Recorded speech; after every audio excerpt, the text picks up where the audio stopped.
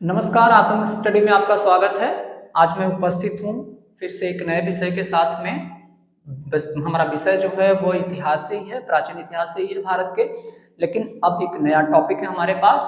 पहले हमने अब तक पढ़ा, हमने सिंधु घाटी सभ्यता के बारे में, उससे संबंधित प्रश्न उत्तर के बारे में हमने पढ़ा। हाँ, अब हम आपको बताना चाहेंगे, यदि प्रश्न उत्तर में कहीं भी आपको संदेह हो या कुछ समस्याएं हो तो आप हमें कमेंट बॉक्स में कमेंट कर सकते हैं, हम उसका उत्तर अवश्य देंगे आपको। हम बढ़ते हैं आगे। तो आपको पता होगा कि जब सिंधु घाटी सभ्यता का पतन हुआ तो उसके बाद एक नई सभ्यता का उदय हुआ। उस सभ्यता का नाम था वैदिक सभ्यता। उस सभ्यता का नाम था वैदिक सभ्यता, वैदिक सभ्यता या वैदिक संस्कृत, वैदिक संस्कृति, वैदिक संस्कृति, यह रहा हमारा वैदिक सभ्यता। अच्छा, वैदिक सभ्यता का जो समय था वह था 1500 बीसी से लेकर 600 बीसी तक।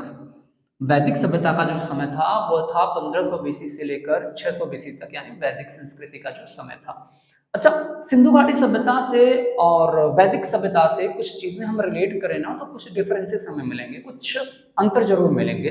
जैसे कि हम कहते थे ना कि सिंधु घाटी सभ्यता का जो समाज था वह मातृसत्तात्मक था, लेकिन जो वैदिक संस्कृति या वैदिक सभ्यता है ना, स्त्रियों को सम्मान तो ऊंचा मिलता था, इसमें कोई दो राय नहीं है, लेकिन यह जो समाज था वह पितृसत्तात्मक था, यानी इसमें पितृसत्तात्मक सभ्यता थी यह। दूसरी चीज हमने पढ़ा था, जो सिंधु घाटी सभ्यता थी वह नगरीय सभ्यता थी, लेकिन यह कौन सी सभ्यता है? वैदिक सभ्यता यानी वैदिक संस्कृति जो है वह ग्रामीण सभ्यता थी, वह ग्रामीण संस्कृति थी। आगे बढ़ते हैं हम। वैदिक सभ्यता को दो भागों में बांटा गया, दो कालखंड में बांटा गया है। हम पहले कालखंड को कहते हैं ऋग्वैदिक काल, यानी ऋग्वैदिक संस्कृति, इसे हम कहते हैं ऋग्वैदिक संस्कृति, ऋग्वैदिक संस्कृति। और जो दूसरा कालखंड है उसे कहते हैं उत्तर वैदिक संस्कृति, उत्तर वैदिक संस्कृति। अब इनके कालखंडों को भी बांटा गया, जिस तरह से 1500 से 600 बीसी में पूरी वैदिक संस्कृति है तो इसके समय को भी दो भागों में बांटा गया।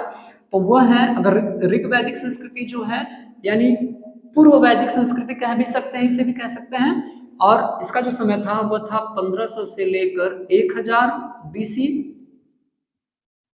और उत्तर वैदिक संस्कृति का जो समय था वह था 1000 बीसी से लेकर 600 बीसी तक, 600 बीसी तक। यह था ऋग्वैदिक संस्कृति का समय काल और यह है उत्तर वैदिक संस्कृति का समय काल। अच्छा, अब हम आगे आते हैं कि इस वैदिक सभ्यता यानी वैदिक संस्कृति के जो संस्थापक थे वो कौन लोग थे। सबसे महत्वपूर्ण कि इसके संस्थापक कौन लोग थे, इसके संस्थापक थे आर्य। आर्यों को इसका संस्थापक माना जाता है। आर्य का जो शाब्दिक अर्थ होता है वह होता है श्रेष्ठ। आर्य का जो शाब्दिक अर्थ होता है श्रेष्ठ या कुलीन, श्रेष्ठ या कुलीन। अच्छा, इस सभ्यता की जो भाषा थी, बिल्कुल इस सभ्यता की जो भाषा थी वह थी संस्कृति, संस्कृत थी। इस सभ्यता की जो भाषा है वह क्या है? संस्कृत है, यानी संस्कृत की भाषा में सब कुछ होता था। तो अब यहाँ पर जैसा कि वैदिक का नाम सुनते ही आपको आपको आपके मन में आता होगा वेदों से, तो आपको बिल्कुल सही कहा आपने। इसकी जो जानकारी हमें मिलती है ना इस सभ्यता की या इस वैदिक संस्कृति की, वो ऋग्वेद से मिलती है। सर्वप्रथम ऋग्वेद से हमें मिलती है।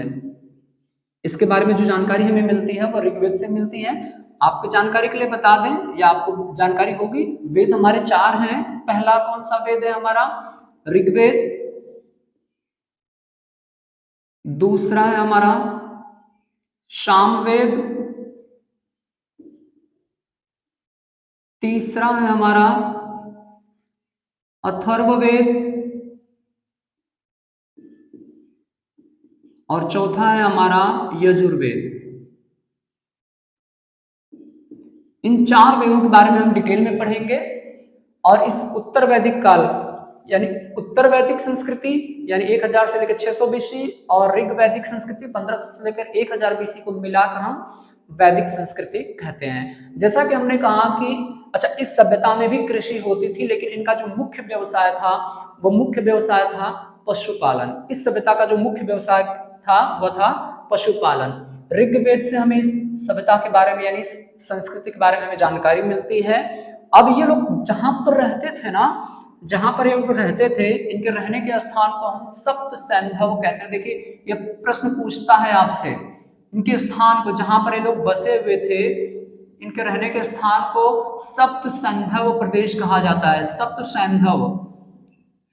सैंधव प्रदेश कहा जाता है। ये सारी इंपॉर्टेंट चीजें हैं, आप देख सकते हैं।